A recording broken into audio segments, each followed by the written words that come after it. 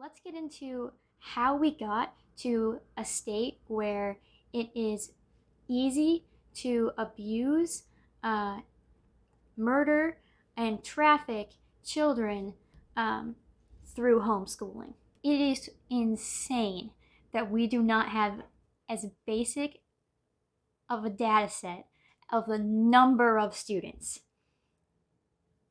Could you imagine if a school did not know the number of students in that school? Lives are at stake in this issue. Hello, welcome back to Life on the French. Today we're covering a more serious topic than our usual content. So our usual content is more about hamsters, me trying to cook, sometimes political issues like LGBT issues because I'm bisexual. But mostly it's for fun and we do game reviews and stuff. However, I've mentioned on my channel a few times that I am currently in a master's program studying education politics. And I wanted to bring awareness to an issue that is facing our nation that is completely being ignored because it's not thought about. This is the issue of homeschooling. So before you start your comments about, if you were homeschooled and how great it was, I'm not saying homeschooling is always bad. But today I want to talk about the horrors of homeschooling.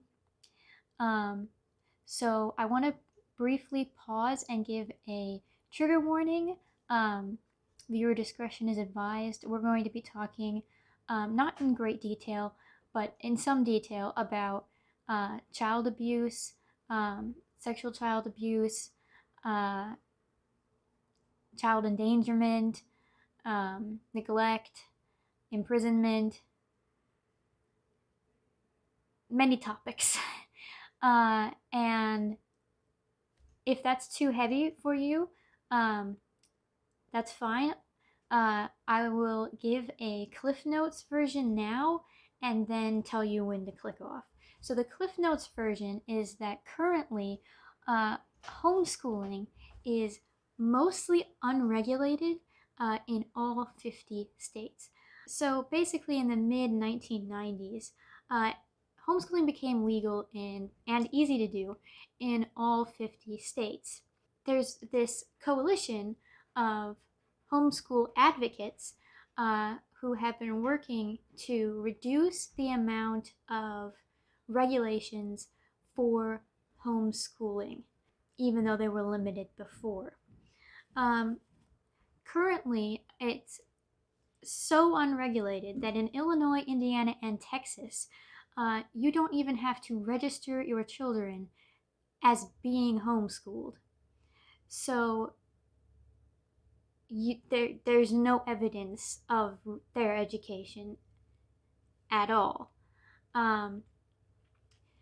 It is the case that in most states, you do not even have to have a high school diploma or a GED or an equivalent to be qualified to homeschool your children. Begging the question, how do you homeschool in high school? So another problem with this Cliff Notes style is that without the regulation by the government, and I'm talking about minimally invasive regulation, protections in place, homeschooling has become a huge space for violence, abuse, neglect, and endangerment because of how unregulated it is. So I'm going to be talking about some of the cases, the anecdotes from some of these stories, and I'm also going to be talking about how we got to a place where something as important as a child's education has become so unregulated, especially in the era that we live in now, where education in public schools is uh, so regulated, and we are in the accountability era. So there's a huge discrepancy here, and we're going to get into how that came to be. But the biggest takeaway, if you're not watching past the trigger warning, is homeschooling is something that we all need to consider and push for more regulation for. This would include registering your kids, if you're homeschooling them, annually, um, probably having some type of home inspection done, um, and to ensure that there's no abuse or neglect going on. We'll talk about that more why later in the video, so I'm sorry that you're not getting the full justification for that. Um, and also to show academic growth, uh, either by taking the same standardized tests as required by all students, or by providing some type of portfolio, and also probably requiring some level of education for parents to have as well. And it would be unfair for me to say that this is the whole story. This is a balancing act between protecting the rights of parents to educate their children in the way that they see fit, and the rights of children to have an education, and to be safe and protected. So this is where I'm going to say goodbye to all the people who can't handle the nitty gritty, because we're about to get into it. I want to start with an anecdote to show the seriousness of what we're talking about before going into the historical analysis, because I know it will be boring if we do it the other way around. So I want to start with an anecdote. May 25th, 2020. A person was driving by and saw an emaciated 10-year-old boy walking alone down the street. They stopped and talked to the boy and asked, "What's going on?" And the boy started talking about what was happening at home, which was serious abuse. Now, these kids were all currently registered as being homeschooled in the state of Tennessee. So when the police went to investigate, not only was there this 10-year-old who was emaciated, they found an older son who was 15, who had been locked in the basement for 4 years, given only bread and water to survive. In addition, they found a daughter's remains, a girl's remains, from 2017, is when she was murdered, in the property. And when they looked into a previous property the family had lived in, they found another girl, one of their daughters' bodies, who time of death was in 2015. All of these children were still registered as being homeschooled in the state of Tennessee.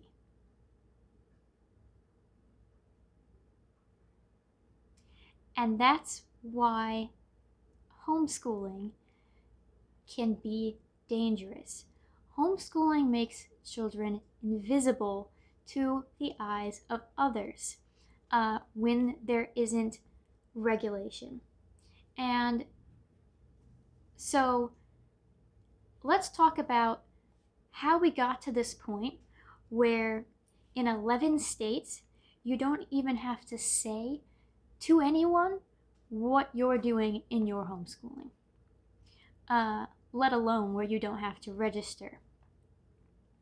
I should also mention that between 1995 and 2020, 17 states removed the accountability measures that they had previously had. 32 measures to increase accountability failed to pass, and only 2 passed. The more strict one being in DC, which happened after some grotesque murders of children, which led to annual registration, parents needing a high school diploma or equivalent, and having some sort of proof of academic progress. If we think about that as being one of the most strict states, districts in the US, and we compare that to even private schools, that is a crazy lack of oversight. Because these children can be forced to stay home, not being seen by anyone at all, even under the DC standards. And that's why the website, the Homeless Invisible Children, exists. And I'm going to be linking to it below so you can look at some of the references I'm citing. But let's get into how we got to a state where it is easy to abuse, murder, and traffic children through homeschooling. So if you want to get a full history beyond what I'm about to say, I would recommend this book. It's called Homeschooling, The History and Philosophy of a Controversial Practice, written by James G. Dwyer and Shawn F. Peters. I had the privilege of having Shawn F. Peters speak in one of my classes about the history of homeschooling after having read this book. And it was very enlightening. And it also covers some of the reasons why parents want to homeschool, which we're going to get into.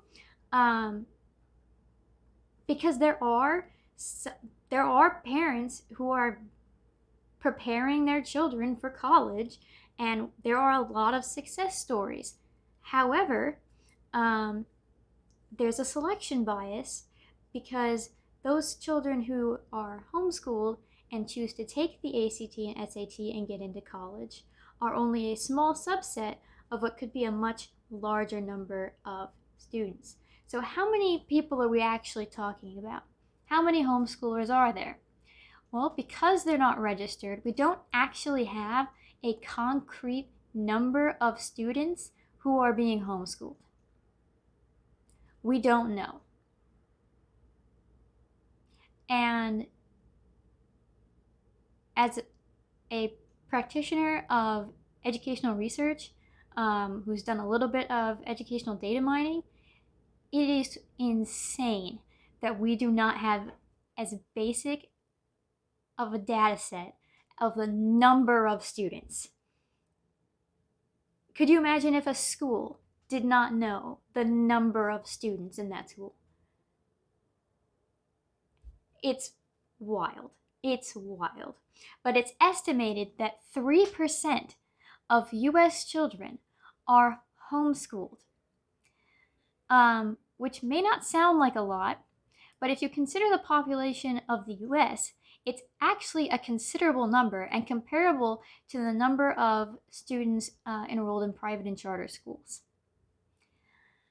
So, time for a little history lesson, and I'll try to keep it brief. So, the homeschooling movement kind of kind of started, you could say, with John Hall in 1977 or so. Homeschooling had kind of existed before that, and certainly there were apprenticeships in the beginning of the nation's being. But the public schools movement, led by Horace Mann, started pretty early in the nation's history. So homeschooling was something that was more like homeschool tutoring for the elite. But the public schools movement made it so that most kids would go to a public school. But in the 1970s, there was a lot of talk in education about the value of a more child-centered, democratic education. So if you've ever heard of like John Dewey, this is kind of what we're talking about.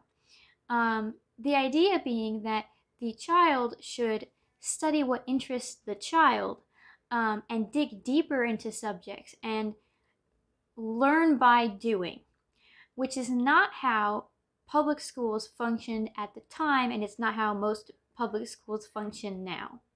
So some parents, for pedagogical reasons, chose to pull their children out of school and homeschool them using that pedagogical structure and mindset. So the issue was really state regulations. Is it legal to just not take your kid to school? Because education in the US is compulsory. If you do not take your kid to school, you can go to prison. This means that, let's say your kid is like truant or absent for X amount of time in the school year, you could be punished as a parent. But a homeschooling parent has no such accountability because their child is maybe not even registered at all, or is registered, but then there's no accountability to say that they're learning anything. So bear that in mind. But in the 1970s, 36 states had some kind of mentioning of homeschooling, or at least a clear stance. In 1970, 14 states had no mention at all of homeschooling in their laws. 15 did mention the kind of the home in a vague way, and 21 offered or an equivalent. So send your kid to school or something equivalent. And this could be implied to mean that homeschooling is legal. So this is in the 1970s. So homeschooling is actually quite new in the sense of how we see it today, and especially how prominent it is. And it's important to note that it's growing at a faster rate than any other type of school, growing faster than public schools, population-wise, charter schools, and private schools. Even with the limited data that we have, we know that to be true.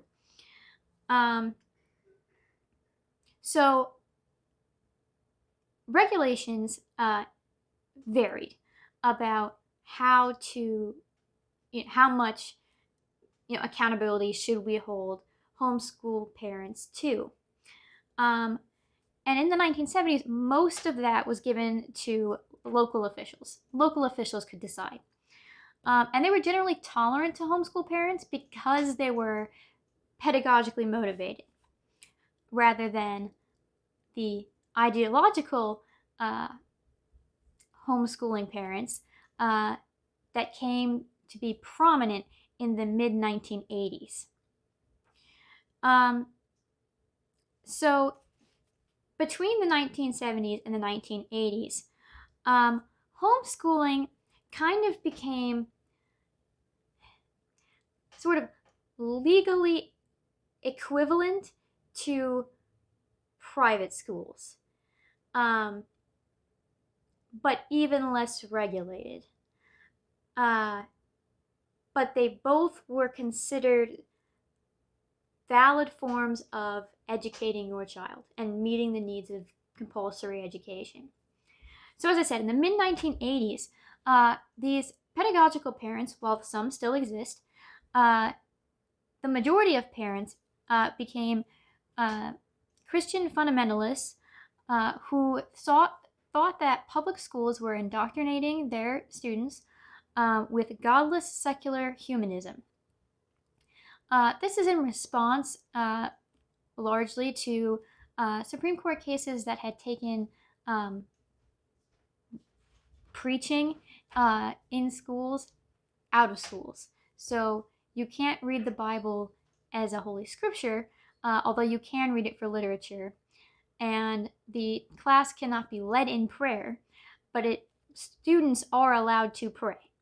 But regardless, this was seen as forcing secularism into the curriculum because of the absenteeism of God. And another factor in all of this is that evolution became taught in most schools, which fundamentalist Christians do not believe in.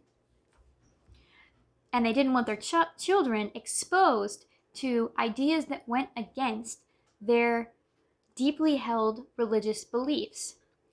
And this is where we have to consider the religious rights of parents over their students, and the, again, rights of students to an education. So, in response to this, local officials became more hostile because they didn't see this as a good reason for homeschooling children. Local officials became more hostile towards these types of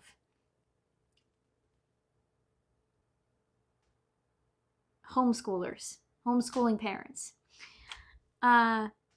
So the homeschoolers took it to the courts. But the courts mostly upheld regulations that were already in place, which wasn't many, but were more than now, or said that the statutes that they were referring to were unconstitutionally vague. So this is where the fight of homeschoolers moves from the courts to the legislature. So there was a lot of pressure on legislatures, state legislatures, to update their stance on homeschooling. So there were 37 states who updated their legislature, updated their laws on homeschooling between 1981 and 1991. Some of these 37 actually instituted some accountability measures, including record keeping, registering, having a high school degree, showing what your curriculum is. However, this deeply upset homeschooling parents who felt that it was not the state's business what they were teaching their children. So in the mid-1990s, like I said, homeschooling was then legalized in all states. So although there's some regulations, it's legalized in all states. And when they took these regulations to court, they have consistently failed to be called unconstitutional regulations. Consistently. Again, leading these homeschoolers back to the legislatures. By 1995, 17 states had removed accountability measures that they already had. 32 states failed to put in any accountability measures, meaning they wrote bills and they failed, they didn't pass. And only 2 from 1995 to present have updated and increased accountability measures. As previously mentioned, that's DC and Georgia. To this day, 11 states don't have to tell you anything that students are doing. Again, this is kind of a balancing act between parents' religious beliefs, the rights of children to have an education, the right of the state to control that education, and also the safety and well-being of children. So all of these variables are going on at the same time, making this issue somewhat complicated, but I think most of us can agree that some form of regulation is necessary. And if I haven't proven it to you yet, I'm about to provide you with some context that I think might sway you. So on the Homeschool Invisible Children's website, you can read anecdotes of homeschooled students who have experienced some form of abuse. And they are separated into categories where you can read testimonials / stories of real events that happened, and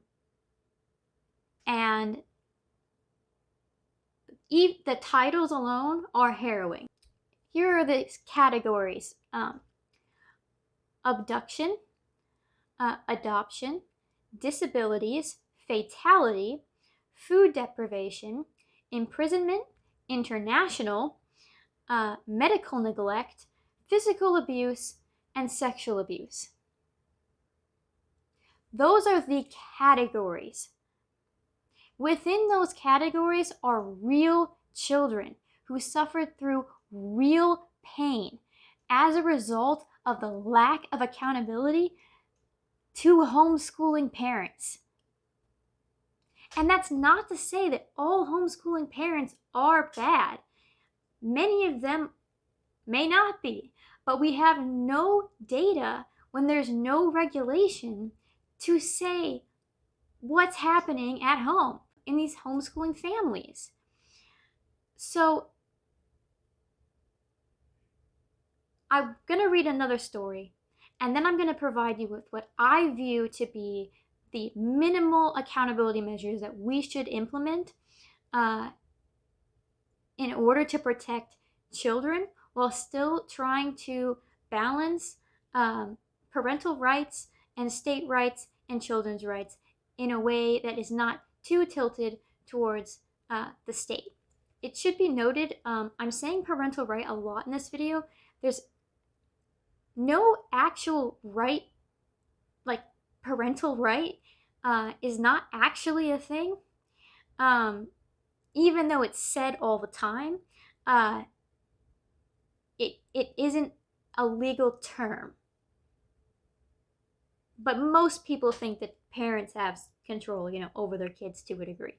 So this story takes place on October 5th of 2020. Quote, an 8-year-old boy, H, was imprisoned by his parents, Kelly and Daniel Davis. The boy and his 5 sisters, ranging in age from 10 to infancy, were homeschooled. Beginning at least in March of 2020, H was kept locked in a dark room with boards over the windows and doors overnight, according to his parents, when he misbehaved. The only things in the room were a mattress and a blanket, so H was often forced to urinate and defecate on the floor. Daniel Davis claimed that H had behavioral and possible mental health issues. H was singled out for abuse. His sisters were not similarly abused. End quote. That is actually very common in child abuse situations, that there is one child who is the primary target of abuse. So, just putting that out there. Anyway, quote, authorities visited the home in February and July of 2020, but did not notice anything suspicious. A concerned neighbor contacted the authorities in August 2020 to report a child rummaging through the refrigerator in the Davises' garage. The abuse came to light when H and one of his sisters orchestrated his escape. H's sister passed him matches under the door, and H set his mattress on fire. When authorities arrived to put out the fire, they recognized H's imprisonment.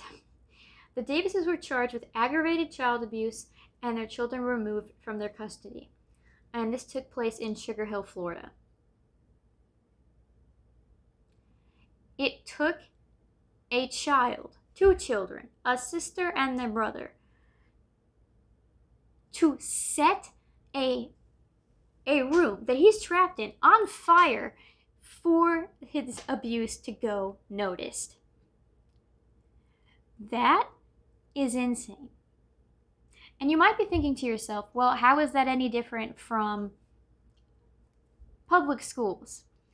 Well, the difference between homeschooling and public schools are that educators, teachers, principals, superintendents, are mandatory reporters. So what does that mean? A mandatory reporter is someone who is legally obligated to report suspected abuse. This could be expected verbal or physical abuse in the home to the appropriate authorities. If they do not report, they face legal punishment. And that varies state to state.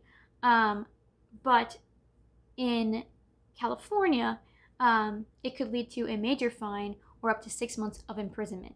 So teachers have to be on the lookout for these signs. They take training courses in the summer to look for these signs. What are the signs? What should we do if a student says something to us? And to err on the side of keeping the child safe. So teachers act every day as a protector for students. It's not to say that they always succeed. Obviously they don't. But that is a person that is going to be in contact with that child every day in school, keeping track of how they are changing over time, keeping track of their academic progress, their physical growth. Do they show up with bruises? Are they super skinny and losing weight? What is happening? That is a protection that homeschooled students do not have and won't ever have, because you can't, then it's not homeschooling if someone is at your door every day. So what do we do? I think that we can take a minimum of a few things. I think we should enforce enrolling your student annually in the school, like registering them as a homeschooler. And I think the child needs to be brought in to be registered. And I think that's key, because then they are getting an annual view of the child's. Like, as mentioned in a previous story, 2 daughters died and no one knew. No one knew. And they were still registered as being homeschooled. So I think it's important that we see the child once a year. I don't think that's asking very much, nor infringing on anyone's religious liberty to teach their children. A second regulation that I think we should employ is proof of academic progress. So I think that states can go about this in a variety of ways. It could be a portfolio. I think that would be probably the least invasive of parents' religious freedom rights because of things like evolution, being on some standardized tests. So you could have a portfolio that gets looked over by your local superintendent. Or you could just have to take the tests that everybody else takes. There needs to be something to show that you are actually teaching kids at home to be homeschooling. Again, I don't think that's asking too much from homeschooling parents. I don't think it's overly invasive, and if you are teaching your kids at home, you will have already have a portfolio of things they have done, either workbooks, saved documents, a program you may have enrolled them in. You have things to show that you are doing work at home. So that's the second one. A third one is I do think that you should have to have a high school diploma or equivalent or higher in order to homeschool your child. Because if you do not have the high school education of algebra, English literature, science, mathematics, I think there's no reason that a logical person would not then say, oh, well, then you're qualified to teach these students. And again, that's the least minimal. Personally, and this is a little more controversial, but the least minimal is have a high school diploma or equivalent. But personally, I think that having a background check, like all teachers do, and going through a certification program could also be a requirement for homeschooling parents. But that would be, it's so far out of the realm of reality right now, of the current situation, that I think it's more important that we focus on having at the minimum level of education that we want the children to have. And the fourth most controversial one is I believe that there should be home inspections, a random home inspection sometime every year.